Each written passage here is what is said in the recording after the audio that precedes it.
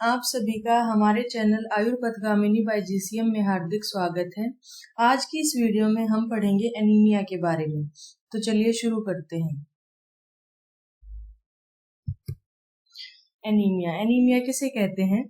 Anaemia is reduction in the red blood cell mass और haemoglobin concentration. तो इन दोनों में से कोई भी कम होगा तो उसको हम क्या कहेंगे? एनीमिया कहेंगे।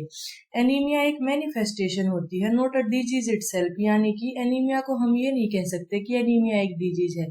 एनीमिया होने के बहुत सारे कारण हैं, बहुत सारे डिजीज ऐसे हैं जिनमें एनीमिया मैनिफेस्टेशन के रूप में यानी कि साइन एंड सिम्टम्स के रूप में मिलता है देखने को एनीमिया।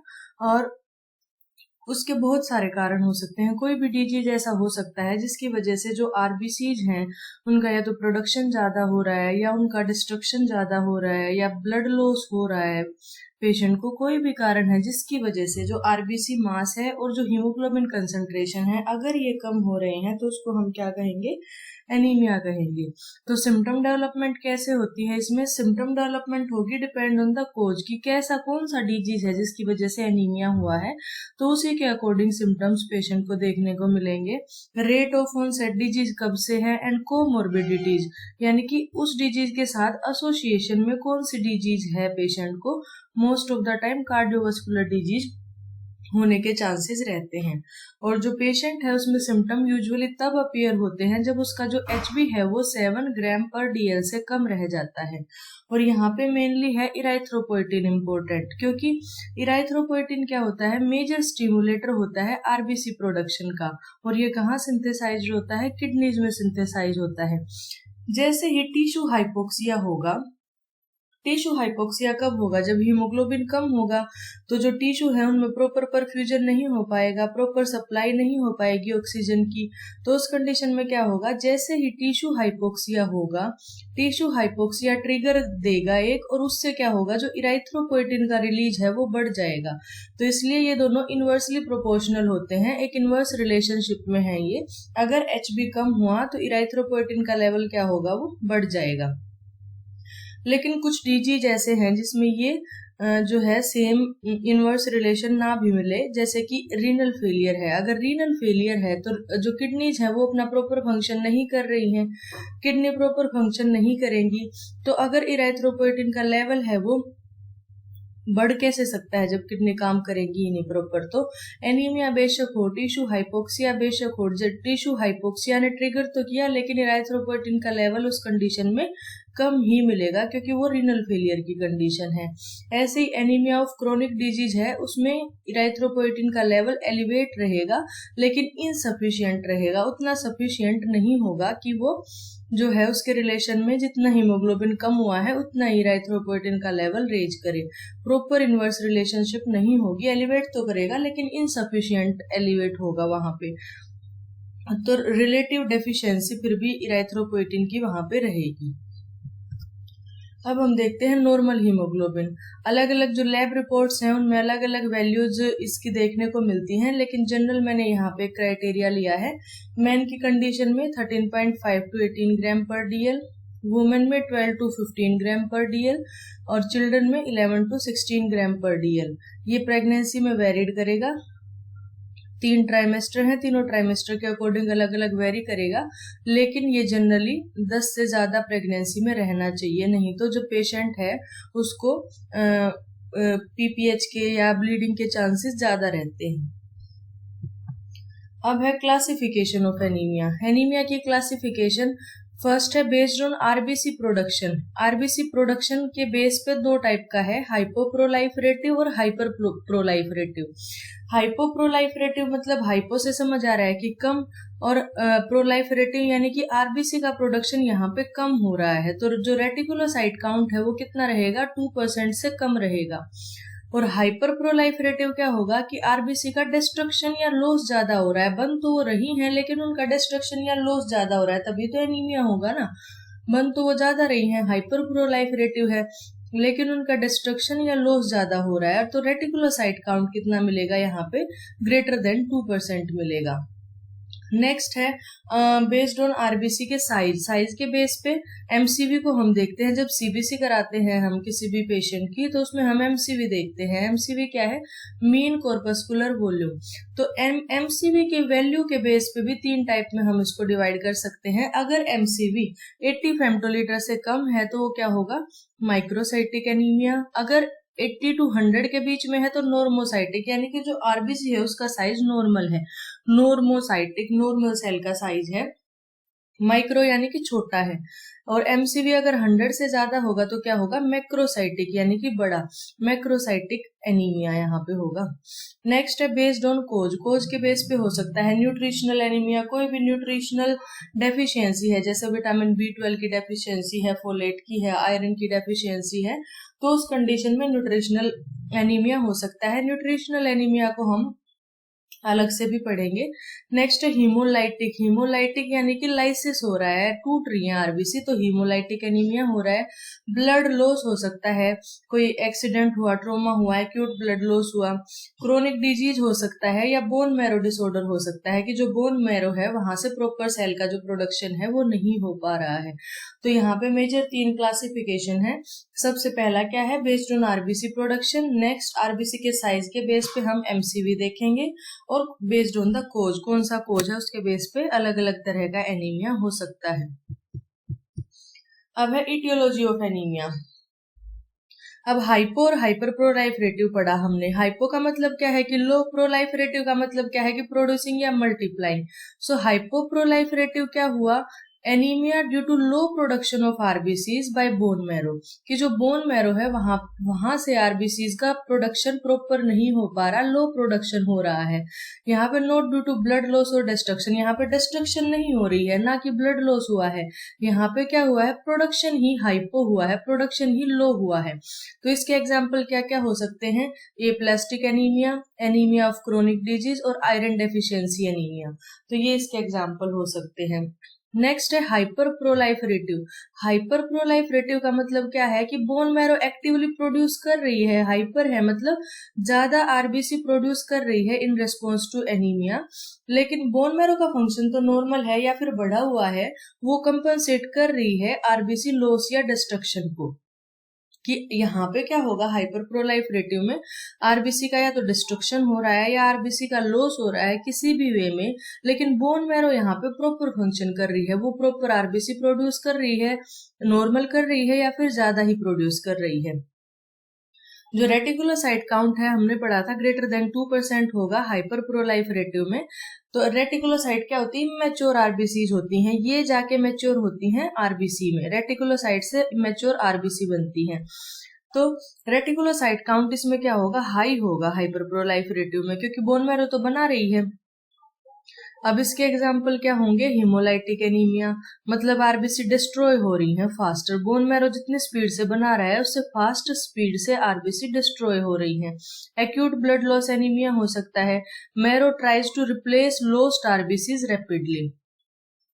रेटिकुलोसाइट हमने पढ़ लिया। रेटिकुलोसाइट्स क्या होती हैं? इमैच्योर रेड ब्लड सेल्स होती हैं जो बोन मैरो से रिलीज होती हैं। इमैच्योर जो रेटिकुलोसाइट्स हैं वो मैच्योर होंगी किसमें? आरबीसीज में, with in 1 to 2 days। Normal reticulocyte count कितना होता है? 0.5 to 2% of total RBC in a healthy person. जो टोटल आरबीसी है उसका 0.5 to 2% होगा। क्लिनिकल सिग्निफिकेंस क्या है? कि ये बोन मैरो की एक्टिविटी को रिफ्लेक्ट करता है और आरबीसी के प्रोडक्शन रेट को रिफ्लेक्ट करता है।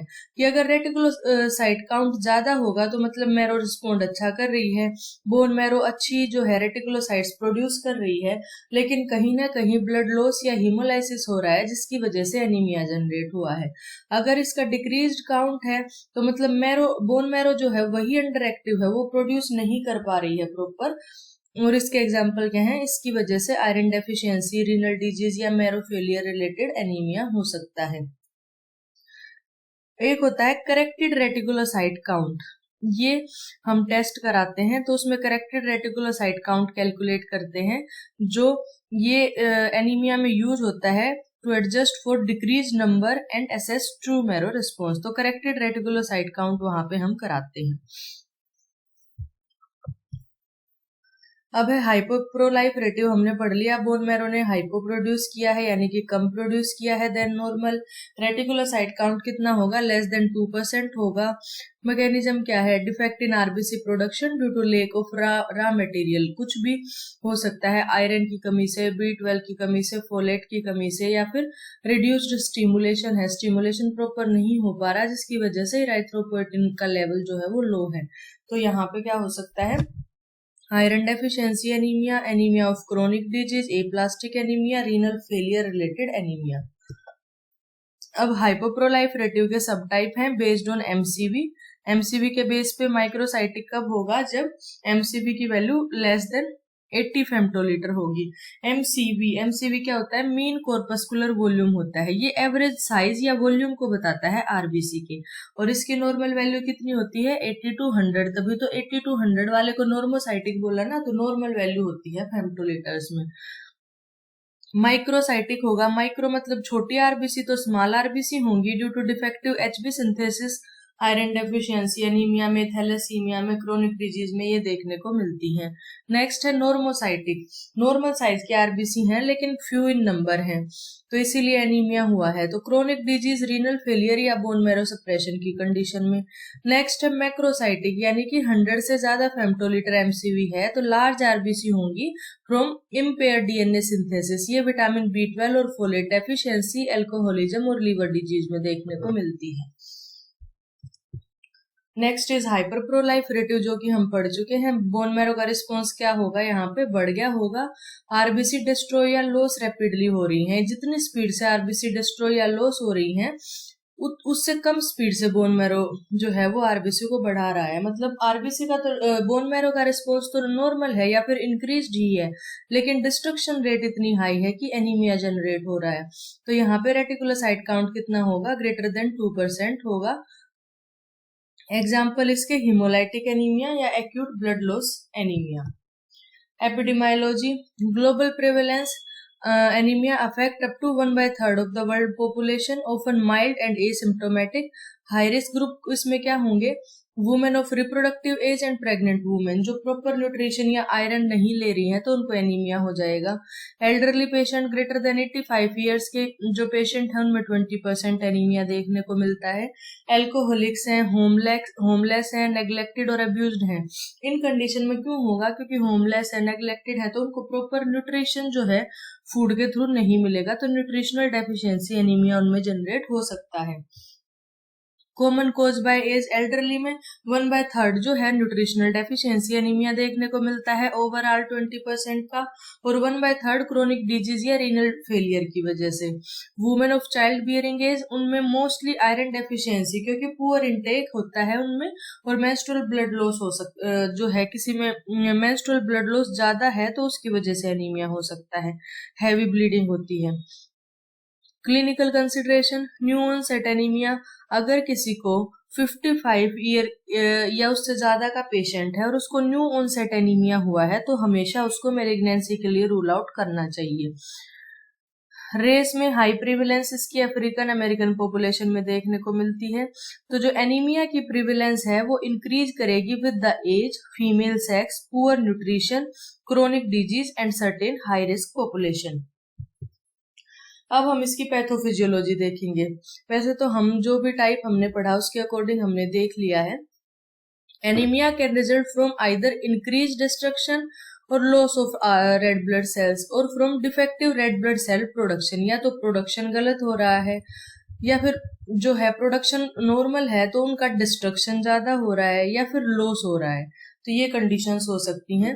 ब्लड लॉस जो होगा वो एक्यूट भी हो सकता है, सच एज हिमरेज की कंडीशन में, ट्रोमा की कंडीशन में, या कोई सर्जरी हुई है उस कंडीशन में ब्लड लॉस ज्यादा हो गया तो वो एक्यूट ब्लड लॉस होगा। और ब्लड लॉस क्रोनिक भी हो सकता है, like gastrointestinal bleeding, heavy menstrual bleeding और यूरिनरी लॉस, कि धीरे धीरे पेशेंट को हो ही रहा है, हर बार हैवी मेंसेस हो रहे हैं तो उसकी वजह से क्या होगा, क्रोनिक ब्लड लॉस होगा। नेक्स्ट हीमोलाइटिक एनीमिया, हीमोलाइटिक मतलब लाइसिस हो रहा है, डिस्ट्रक्शन हो रहा है, ये कब होगा, when RBCs are destroyed prematurely and can be acquired, हो सकता है ये फॉर एग्जांपल इम्यून रिएक्शन की वजह से, इन्फेक्शन की वजह से, माइक्रोएंजियोपैथी में, ट्रांसफ्यूजन की वजह से, और हाइपरस्प्लीनिज्म यानी कि स्प्लीन का साइज बढ़ गया है। हेरिडिटरी हो सकता है, किन कंडीशंस में होगा, यानी कि कुछ एंजाइम की डेफिशिएंसी हो सकती है like G6PD deficiency, pyruvate kinase deficiency. Haemoglobin disorders में हो सकता है लाइक सिकल सेल डिजीज है, या फिर कोई मेम्ब्रेन डिफेक्ट हो सकता है। हेरिडिटरी स्फीरोसाइटोसिस और इलिप्टोसाइटोसिस, यानी कि हेरिडिटरी जो आरबीसीज की शेप है ना, वो ही जो है उसमें डिफेक्ट है, उसकी वजह से एनीमिया जनरेट हो सकता है। नेक्स्ट है defective red blood cell production और इम्पेयर्ड इराइथ्रोपोइसिस। जो इराइथ्रोपोइसिस है वो प्रॉपर नहीं है, या फिर जो सेल का प्रोडक्शन है वो डिफेक्टिव सेल बन रहे हैं। ये इनकी वजह से माइक्रोसाइटिक एनीमिया हो सकता है, यानी कि स्मॉल आरबीसीज हैं। नॉर्मोसाइटिक एनीमिया हो सकता है कि नॉर्मल साइज की है लेकिन कम है। मैक्रोसाइटिक एनीमिया हो सकता है लार्ज साइज की है। तो depend on the underlying nutritional deficiency, chronic disease और बोन मैरो डिजीज। तो इसके बेस पे माइक्रोसाइटिक, मैक्रोसाइटिक और नॉर्मोसाइटिक कोई भी आरबीसी की प्रोडक्शन में या जो इराइथ्रोपोइसिस है उसमें इम्पेयरमेंट की वजह से ये हो सकता है। तो ये सारे मैकेनिज्म जो हैं ये अलग अलग तरीके के एनीमिया को कोज करते हैं। अब जो पेशेंट आएगा उसमें हिस्ट्री और फिजिकल एग्जामिनेशन हमने क्या करना है। A comprehensive history and physical examination are crucial in evaluating anaemia, क्योंकि हमारे पास जब पेशेंट आता है तो पेशेंट को देख के ही हम ये अंदाजा लगा लेते हैं कि हाँ ये पेशेंट एनीमिक है, उसको देख के, और फिर हम उसको सीबीसी के लिए भेजते हैं firstly. Evidence of bleeding, patient को कहीं ब्लीडिंग की एविडेंस है लाइक रेक्टल ब्लीडिंग हो रहा है, पाइल्स की, हेमोरॉइड्स की कोई दिक्कत है पेशेंट को, हैवी मेंसेस हैं, ब्लैक टेरी स्टूल है या हेमोरॉइड्स है, तो इन कंडीशंस में हमने पेशेंट को पूछना है कि आपको हैवी ब्लीडिंग तो नहीं होती है। डिटेल्ड डाइटरी हिस्ट्री, उससे हमें क्या पता लगेगा कि पेशेंट जो है वो न्यूट्रिशन कैसा ले रहा है। तो कोई न्यूट्रिएंट की डेफिशिएंसी तो नहीं हो सकती है पेशेंट में जिसकी वजह से हमें ये एनीमिक लग रहा है। फिर injection of non food substances, जैसे किसी को मिट्टी खाने की आदत होती है, तो मिट्टी खाने की आदत जिनमें होती है उन कंडीशंस में भी मोस्टली एनीमिया मिलता है। स्टूल की कैरेक्टरिस्टिक्स पेशेंट बता सकता है कि बल्कि, फैटी या फुल स्मेलिंग स्टूल है, जिसकी वजह से क्या होगा, माल एब्जॉर्प्शन मिलता है। जैसे कि हमने पढ़ा था आईबीएस या गृहिणी के पेशेंट्स में, जब माल एब्जॉर्प्शन होगा तो एब्जॉर्प्शन प्रॉपर हो ही नहीं पा रहा है न्यूट्रिएंट्स का, तो उसकी वजह से भी एनीमिया हो सकता है। पास सर्जरीज पेशेंट की हुई हैं, पार्टिकुलरली एब्डोमिनल और गैस्ट्रिक ऑपरेशंस हुए हैं, family history of blood disorders, haemoglobinopathies और कैंसर, करंट मेडिकेशन दैट में impact red blood cell production, कोई ऐसी मेडिसिन चल रही है जो रेड ब्लड सेल के प्रोडक्शन को हैम्पर कर सकती है। तो ये सारी हिस्ट्री हमने पेशेंट की लेनी है। सबसे पहले पेशेंट को देखना है कि वो पेल लुक तो नहीं है पेशेंट का।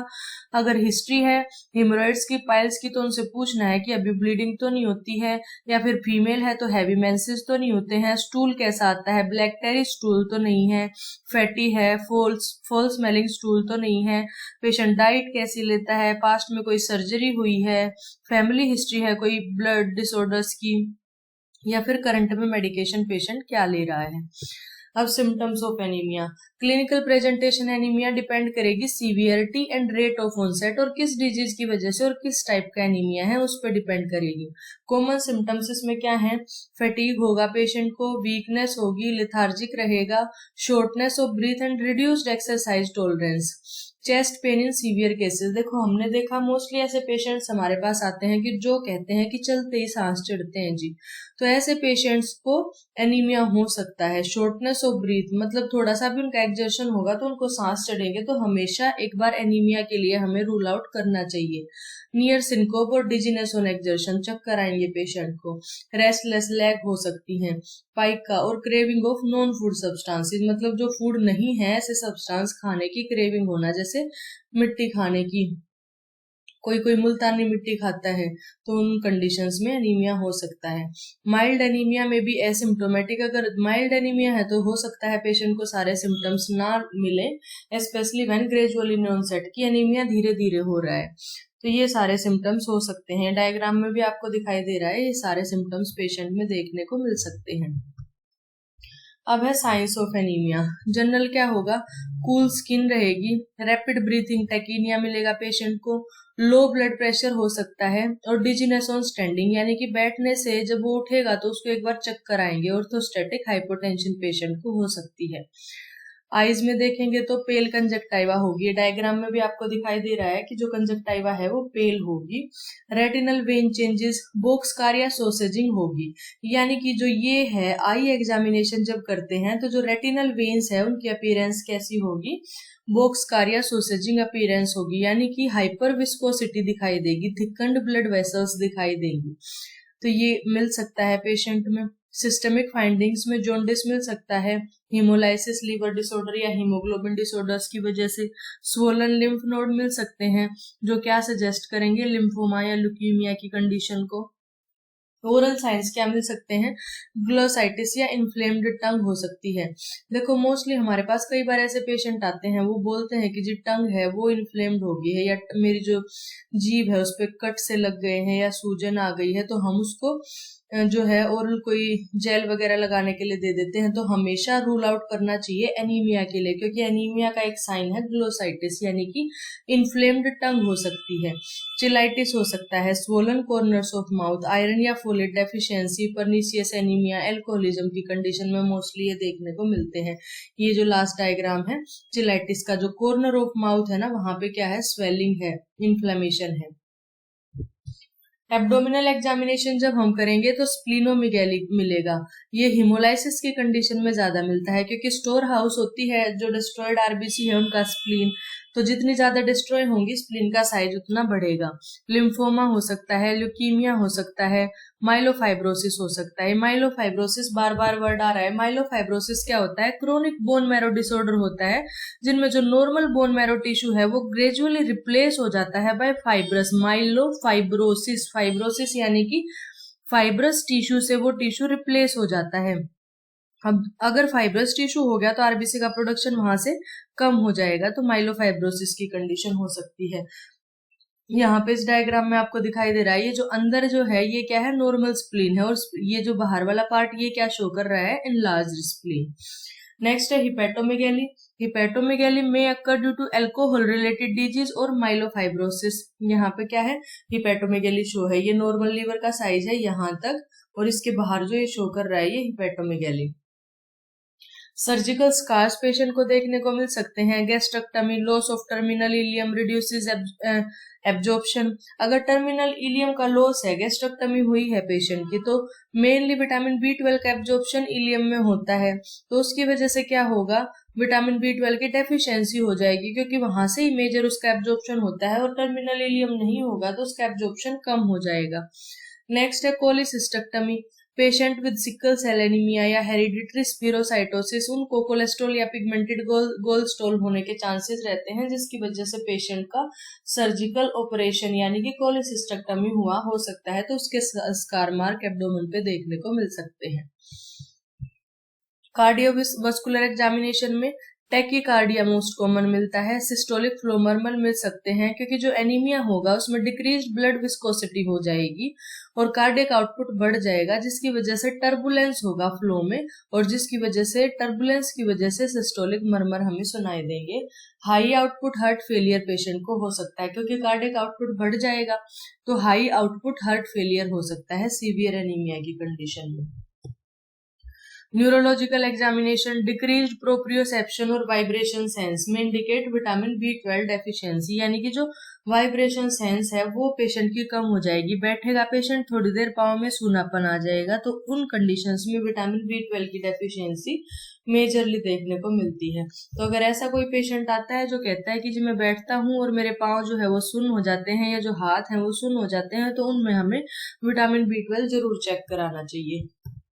स्किन एग्जामिनेशन, पेलर मिलेगा, pallor of mucous membrane, nail bed और पामर क्रीजेस, ये सजेस्ट करेगा कि जो HB है वो 9 ग्राम पर DL से कम है। पेटेची देखने को मिल सकते हैं, थ्रोम्बोसाइटोपिनिया और वस्कुलाइटिस बताएंगे वो। डर्मेटाइटिस हर्पेटिफॉर्मिस मिल सकता है, ये जो इमेज है यहाँ पे ये डर्मेटाइटिस हर्पेटिफॉर्मिस की है। ये किन कंडीशंस में होता है, iron deficiency due to malabsorption, जैसे कि सीलियक डिजीज के पेशेंट है उनमें मोस्टली देखने को मिलेगा। स्पून शेप्ड नेल्स हो सकते हैं, ये आयरन डेफिशिएंसी का एक साइन है। ये देखो यहाँ पे जो नेल्स हैं इनकी स्पून की तरह नेल्स हमें दिखाई देने को मिलेंगे। तो ये सारी कंडीशन स्किन एग्जामिनेशन में हमें देखने को मिल सकती है। स्किन नेल्स एग्जामिनेशन, जो म्यूकस मेम्ब्रेन है वो कैसी मिलेगी, पेल मिलेगी।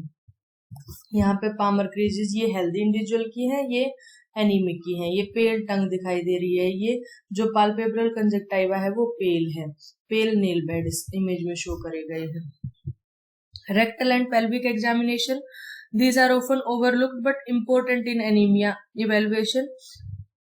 Heavy rectal bleeding should prompt evaluation of hemorrhoids or masses suggestive of neoplasm। यानी कि हैवी रेक्टल ब्लीडिंग हो रही है तो रेक्टल एग्जामिनेशन हमें जरूर कराना चाहिए कि पेशेंट को हिमोरॉइड्स तो नहीं है या कोई न्यूप्लाज्म तो नहीं है, कोई ऐसा मास तो नहीं है, वो चेक करवाना चाहिए।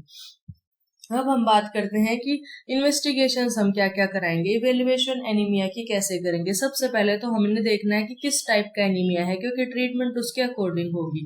पेशेंट की सीबीसी कराएंगे, करेक्टेड रेटिकुलोसाइट कराएंगे जो कि हम पहले पढ़ चुके हैं। करेक्टेड रेटिकुलोसाइट परसेंटेज निकालने का फॉर्मूला क्या है, reticulocyte percentage multiply by patient haematocrit by normal haematocrit.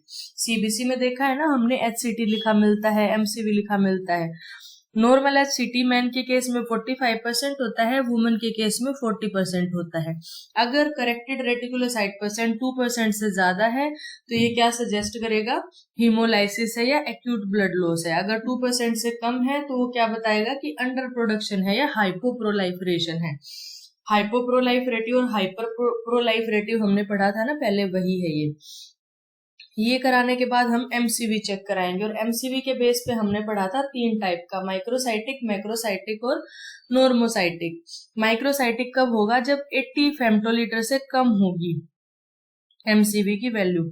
तो ये किन कंडीशन में होगा, आयरन डेफिशिएंसी में। आयरन डेफिशिएंसी में क्या मिलेगा, पेरिफेरल ब्लड स्मीयर पे लो सीरम आयरन मिलेगा, लो परसेंटेज सैचुरेशन मिलेगी, high total iron binding capacity और ट्रांसफेरिन मिलेगा।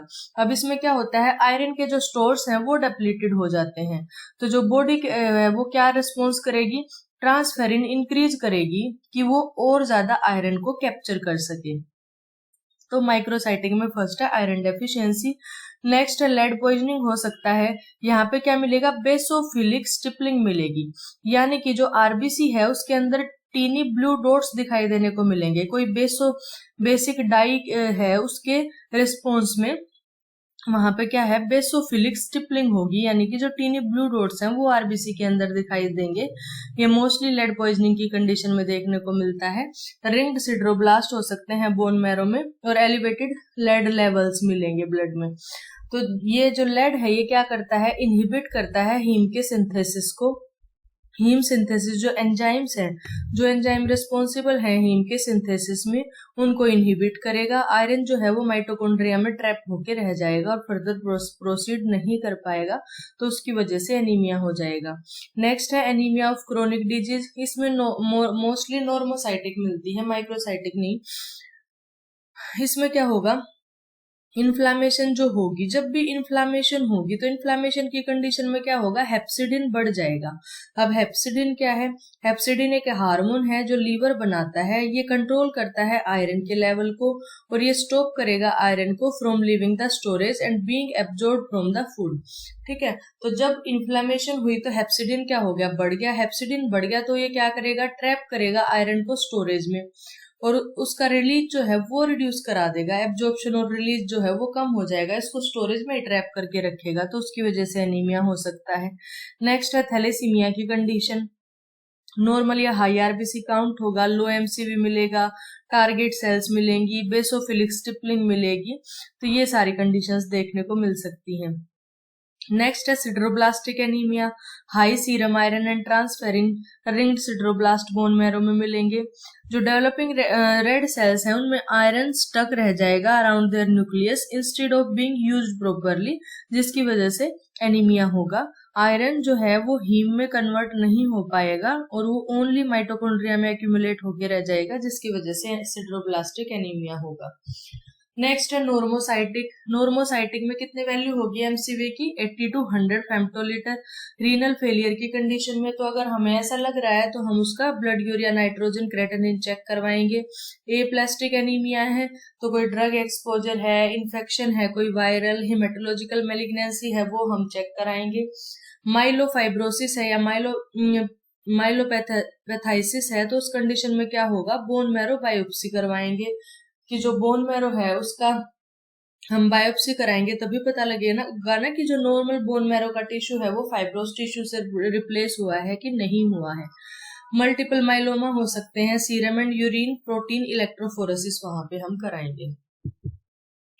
मैक्रोसाइटिक कंडीशन में कितनी वैल्यू होगी एमसीवी की, ग्रेटर देन 100 फेम्टोलीटर।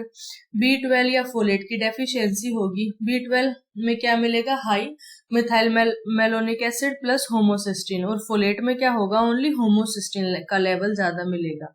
हाइपोथायराइडिज्म है तो TSH और फ्री T4 चेक करवाएंगे। लीवर डिजीज है तो लीवर फंक्शन टेस्ट कराएंगे। एल्कोहल है तो एल्कोहल का एसएस इंटेक, जो इंटेक है उसको एसेस करेंगे।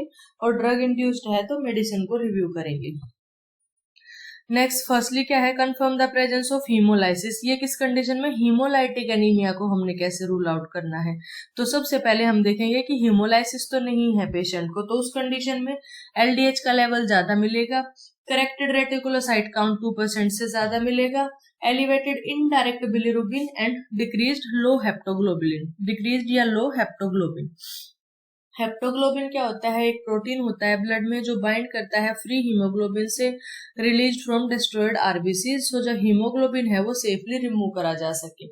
लो हेप्टोग्लोबिन होगा तो हीमोलाइसिस को सजेस्ट करेगा, हाई हेप्टोग्लोबिन होगा तो इन्फ्लामेशन को बताएगा। अब जो हीमोलाइसिस है हम इसमें भी दो टाइप से देखेंगे कि जो हीमोलाइसिस है वो इंट्रावस्कुलर हो रहा है या एक्स्ट्रावस्कुलर हो रहा है।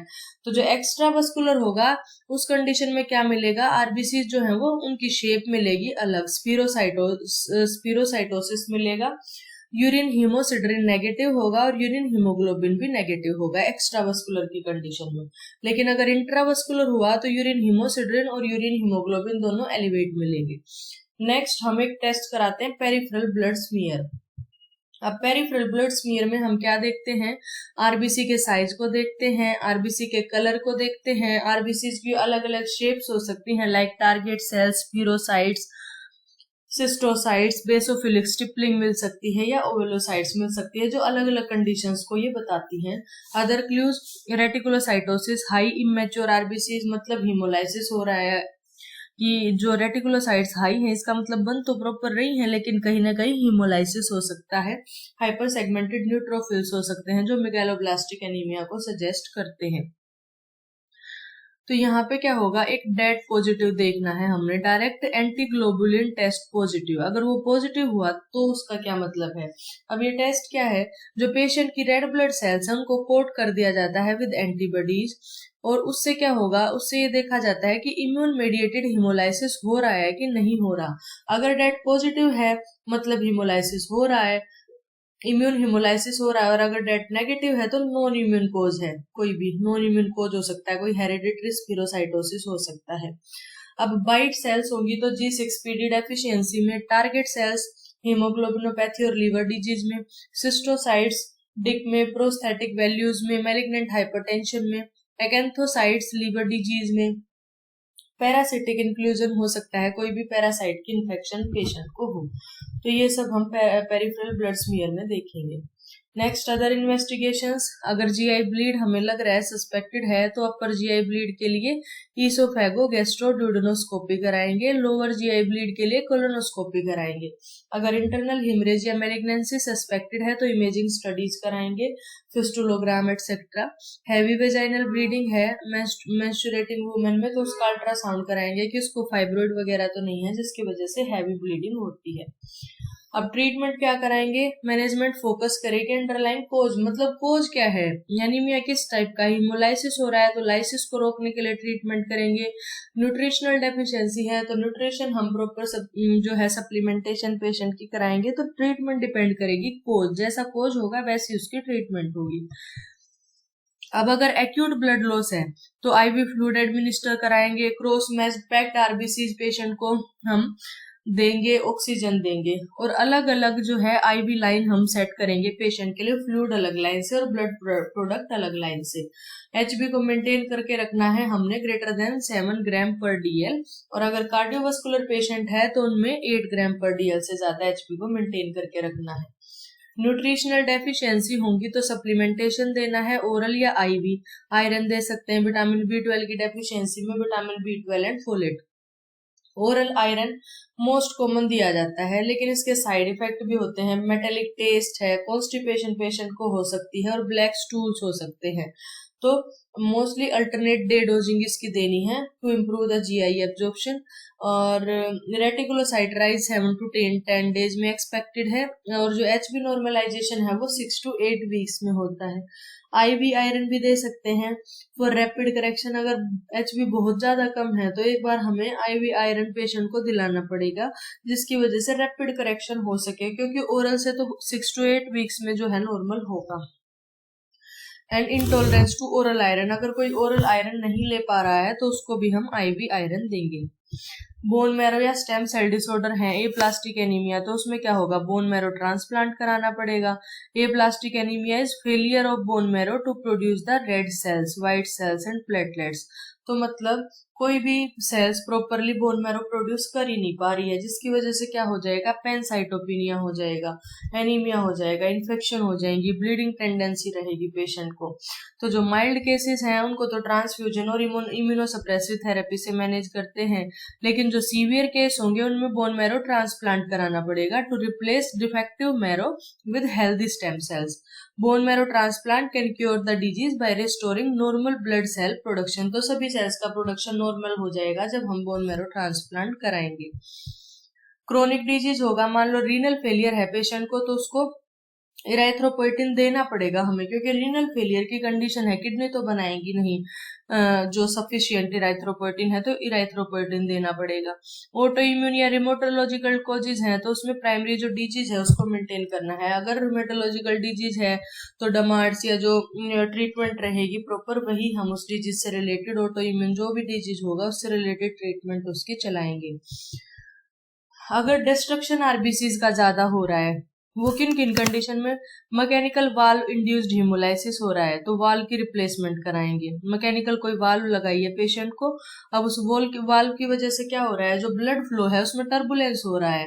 आर्टिफिशियल हार्ट वाल्व से जब ब्लड फ्लो करेगा तो उसमें टर्बुलेंस हो रहा है, तो वो वाल्व प्रॉपर नहीं है, तो उस वाल्व की रिप्लेसमेंट कराएंगे। ड्रग इंड्यूस्ड हीमोलाइसिस है तो उस ड्रग को हम डिसकंटिन्यू कर देंगे, जिसकी वजह से हीमोलाइसिस हो रहा है। परसिस्टेंट हीमोलाइसिस है तो स्प्लीनेक्टमी कराएंगे। स्प्लीन जो है वो डिस्ट्रॉय करती है एबनॉर्मल रेड ब्लड सेल्स को, और अगर हम स्प्लीन को रिमूव कर देंगे, स्प्लीनेक्टमी कर देंगे, तो जो हीमोलाइसिस है वो प्रिवेंट हो सकता है। सिकल सेल डिजीज में transfusion, exchange transfusion, hydroxy urea देंगे, जिसकी वजह से सिकलिंग और कॉम्प्लिकेशन ना हो। अब हाइड्रोक्सी यूरिया क्या है, एक मेडिसिन है जो इंक्रीज करती है फीटल हीमोग्लोबिन प्रोडक्शन को, which help reduce sickling. Fetal haemoglobin का प्रोडक्शन जब ज्यादा होगा तो उसकी वजह से क्या होगा, जो आरबीसी है उनकी सिकलिंग नहीं हो पाएगी और सिकल सेल डिजीज नहीं हो पाएगा। अगर डिसेमिनेटेड इंट्रावास्कुलर कोगुलोपैथी है कोई, तो जो भी ट्रिगर है जिसकी वजह से कोगुलोपैथी हो रही है उस ट्रिगर को रिमूव करना है। एंटी फाइब्रोनोलाइटिक जो है ड्रग वो यूज करनी है। यहाँ पे क्या होता है, डिसेमिनेटेड इंट्रावास्कुलर कोगुलेशन में सीरियस कंडीशन है जहाँ पे वाइड स्प्रेड क्लोटिंग हो जाती है इवन स्मॉल ब्लड वेसल्स में, और कंज्यूमिंग क्लोटिंग फैक्टर्स और प्लेटलेट्स, सारे जो क्लोटिंग फैक्टर्स और प्लेटलेट्स हैं उनको कंज्यूम कर लेते हैं, और छोटी ब्लड वेसल्स में भी क्लोटिंग शुरू हो जाती है, जिसकी वजह से severe bleeding and organ damage हो सकता है, क्योंकि क्लोटिंग फैक्टर सारे कंज्यूम हो जाएंगे यहाँ पे। डिफरेंशियल डायग्नोसिस एनीमिया के क्या हो सकते हैं, फ्लीबोटोमी, हीमोलाइसिस। फ्लीबोटोमी यानी कि कोई पेशेंट का सैंपल ले रहा है, कोई उसकी जो वेन है पेशेंट की उससे ब्लड निकालते टाइम कोई जो है टर्बुलेंस होगी या प्रॉपर ब्लड लेटिंग नहीं करी, तो उस कंडीशन में फ्लीबोटोमी हीमोलाइसिस हो सकता है। फ्लूइड ओवरलोड होगा तो फ्लूइड ओवरलोड है तो जो ब्लड है वो भी डाइल्यूट हो जाएगा, उसकी वजह से फॉल्स लो आरबीसी शो हो सकती हैं। एक्यूट ट्रोमा हुआ है तो उसकी वजह से ब्लीडिंग हो सकती है। Chronic disease anaemia, chronic disease की वजह से anaemia like renal failure, malignancy, auto immune disorder. Bone marrow infiltration, अगर बोन मैरो का कोई डिजीज हमें सस्पेक्टेड है तो वहां पे पेशेंट में वेट लॉस और फटीग देखने को मिलेगा, तो वो देख के हम बोन मैरो सस्पेक्ट कर सकते हैं कि बोन मैरो है उसमें कोई दिक्कत है। और जो है उसको हमें ट्रीट करना है। मैक्रोसाइटिक एनीमिया हम पहले पढ़ चुके हैं। B12 फोलेट की डेफिशिएंसी मिल सकती है। वीगन्स में, गैस्ट्रिक बाईपास पेशेंट में, पैराएस्थियाज में, यानी कि एबनॉर्मल सेंसेशन है, टिंगलिंग, नमनेस, पिंस या निडल्स लाइक, ऐसे कहते हैं ना पेशेंट के पाँव में चींटियां ऐसे चलने लग जाती हैं, तो वैसा सेंसेशन हो सकता है। हिमोलाइटिक एनीमिया, जॉन्डिस, देखो पेशेंट का डार्क यूरिन तो नहीं आ रहा है, रिसेंट कोई ड्रग यूज तो नहीं है, जीआई ब्लीड है, उसको रूल आउट करना है। तो ये सारे डिफरेंशियल डायग्नोसिस हो सकते हैं। प्रोग्नोसिस क्या है? प्रोग्नोसिस डिपेंड करेगा कि कोज क्या है। अगर न्यूट्रिशनल एनीमिया है तो न्यूट्रिशनल जो है सप्लीमेंट हम देंगे, ये रिप्लेसमेंट थेरेपी इमीडिएटली हम शुरू कर देंगे। आयरन डेफिशिएंसी है, इसमें सप्लीमेंट हमने लगातार 3 महीना या उससे थोड़ा ज्यादा हमने चलाना है, जिससे कि जो है नॉर्मल आने के बाद भी जो आयरन के जो स्टोर्स हैं उनको नॉर्मलाइज करा जा सके। अर्ली और एडिकेट ट्रीटमेंट होगी तो गुड प्रोग्नोसिस होगा। अगर एक्यूट ब्लड लॉस एनीमिया है तो अर्ली ट्रीटमेंट हम कर देंगे और जो सोर्स ऑफ ब्लीडिंग है उसको स्टॉप कर देंगे तो गुड प्रोग्नोसिस होगा। कॉम्प्लिकेशन क्या हो सकती है? जनरल कॉम्प्लिकेशन क्या है? अगर एनीमिया अनडायग्नोज्ड रहता है या अनट्रीटेड रहता है लंबे समय तक, तो उसकी वजह से मल्टीपल ऑर्गन फेलियर की कंडीशन हो सकती है और इवन डेथ भी हो सकती है। अब क्यों होगा multiple organ failure? Untreated anaemia होगा तो रिड्यूस ऑक्सीजन डिलीवरी हो जाएगी सब ऑर्गन्स में, जिसकी वजह से हर ऑर्गन का जो है डिसफंक्शन होने लग जाएगा, हार्ट फेलियर हो जाएगा और पोटेंशियली पेशेंट की डेथ हो सकती है। प्रेगनेंसी में क्या कॉम्प्लिकेशन आ सकती हैं? Increased risk of premature labour और लो बर्थ वेट बेबीज हो सकते हैं। Raise the likelihood of anaemia in the newborn, जो न्यूबॉर्न होगा उसमें भी एनीमिया हो सकता है। और हाई मैटरनल ब्लड लॉस हो सकता है ड्यूरिंग प्रेगनेंसी, क्योंकि लो हीमोग्लोबिन होगा तो ऑक्सीजन डिलीवरी भी कम हो जाएगी वहां पे, और जो बॉडी की एबिलिटी है ब्लीडिंग को टॉलरेट करने की वो भी कम हो जाएगी, जिसकी वजह से एक्सेसिव ब्लीडिंग भी पेशेंट को हो सकती है। ओल्डर एडल्ट्स जो होंगे उनमें complication more common due to multiple comorbidities, उनको साथ में और एसोसिएटेड डिजीज काफी मिलेंगे, कार्डियक हो सकता है, रीनल हो सकता है, तो उसकी वजह से उनको कॉम्प्लिकेशन आ सकती हैं। Cardiovascular system most commonly effect होता है तो उसकी वजह से एमआई हो सकता है, angina, high output heart failure, arrhythmias हो सकते हैं और कार्डियक हाइपरट्रोफी हो सकती है, क्योंकि हार्ट को ज्यादा काम करना पड़ेगा, उसकी वजह से कार्डियक हाइपरट्रोफी हो सकती है। अदर स्पेसिफिक कॉम्प्लिकेशन में सीवियर आयरन डेफिशिएंसी हो सकती है और severe anaemia from early age, उसकी वजह से अगर अर्ली एज से ही सीवियर एनीमिया है पेशेंट को तो उसको क्या हो सकता है? कोग्निटिव, मेंटल और डेवलपमेंटल डिलेज हो सकते हैं, उसका ब्रेन फंक्शनिंग प्रॉपर नहीं होगा, which are often not reversible with treatment. Patient को क्या एजुकेट करना है? आयरन डेफिशिएंसी एनीमिया में पेशेंट को बोलना है कि आयरन रिच फूड खाए, green leafy vegetables, tofu, red meat, raisins, dates. Vitamin C जो है आयरन के एब्जॉर्प्शन में हेल्प करता है, इसीलिए विटामिन सी पेशेंट को देंगे हम। जो एक्सेस टी या कॉफी है वो अवॉइड करेंगे, क्योंकि जो आयरन का एब्जॉर्प्शन है वो इनसे हैम्पर होता है। ओरल जब आयरन सप्लीमेंट लेंगे तो उनकी वजह से कॉन्स्टिपेशन या ब्लैक टेरिस स्टूल्स हो सकते हैं, तो वो हमने पेशेंट को पहले ही बता देना है शुरू करने से पहले। Contact a doctor if oral iron is not tolerated, then patient को हम आईवी पे रखेंगे। अगर विटामिन B12 की डेफिशिएंसी है तो vitamin B12 mostly animal product से मिलता है, लेकिन अगर कोई वीगन्स या वेजिटेरियन है तो उनको B12 फोर्टिफाइड फूड्स वहां पे लेने हैं। प्लांट बेस्ड और सोया प्रोडक्ट ले सकते हैं, आलमंड्स है, डेयरी में मिल्क, चीज और योगर्ट है। अदर न्यूट्रिशनल यीस्ट, एग्स में स्पेशली एग का जो योग होता है वो। कुछ पेशेंट्स ऐसे होते हैं जिनकी गैस्ट्रिक सर्जरी हुई होती है, गैस्ट्रेक्टमी या स्लीव प्रोसीजर हुआ रहता है, वो B12 या फोलेट की डेफिशिएंसी के रिस्क पे रहते हैं, क्योंकि मैंने बताया था टर्मिनल इलियम जो है वहां पे मेनली B12 का एब्जॉर्प्शन होता है और उसकी ही गैस्ट्रेक्टमी वहां पे हुई है, तो B12 का एब्जॉर्प्शन प्रॉपर नहीं हो पाएगा, तो ऑब्वियस है पेशेंट में B12 की डेफिशिएंसी मिलेगी, तो उन पेशेंट्स को हमें B12 का सप्लीमेंट देना है। General advice, early recognition and proper dietary guidance can prevent anaemia and it's complications. हमेशा एक ब्लड फिल्म भेजो पेशेंट की, अगर अनक्लियर एनीमिया है, हमेशा ऐसे ही नहीं हमने छोड़ देना। अगर हमें पेशेंट पैलर लगा है, कहीं हैवी ब्लीडिंग के या ब्लड जो लॉस है उसके साइन एंड सिम्टम्स हमें मिले हैं, तो हमेशा रूल आउट करवाओ कि एनीमिया किस टाइप का है। स्टार्ट करो haematinics early, iron, vitamin B12, folate जब डेफिशिएंसी हमें मिले। पेशेंट को इन्फॉर्म करो कि जब आयरन थेरेपी देंगे तो उसके साइड इफेक्ट क्या हो सकते हैं। कॉन्स्टिपेशन आपको हो सकती है, ब्लैक टेरिस्टूल्स भी हो सकते हैं। Screen for sickle cell disease and thalassaemia in patients with unexplained anaemia और family history of a disease. अगर फैमिली हिस्ट्री है किसी को सिकल सेल डिजीज की या थैलेसीमिया की तो उनमें हमने जरूर रूल आउट करना है, और अनएक्सप्लेन्ड कंडीशन है तब रूल आउट करना है। विटामिन सी आयरन के एब्जॉर्प्शन को इनहेंस करता है। हमेशा पेशेंट को एडवाइज करें कि वो आयरन सप्लीमेंट लें, लाइक ऑरेंज जूस या विटामिन सी रिच फूड्स, यानी कि जैसे हम पेशेंट को दें कोई आयरन सप्लीमेंट तो हम नींबू पानी या ऑरेंज का जूस पेशेंट को बोल सकते हैं, जिससे जो है आयरन का एब्जॉर्प्शन प्रॉपर हो जाएगा। तो आज की इस वीडियो में हमने एनीमिया टॉपिक को कंप्लीट कवर किया है। अगर आपको वीडियो अच्छी लगी तो वीडियो को लाइक करें, चैनल को सब्सक्राइब करें। Thank you so much.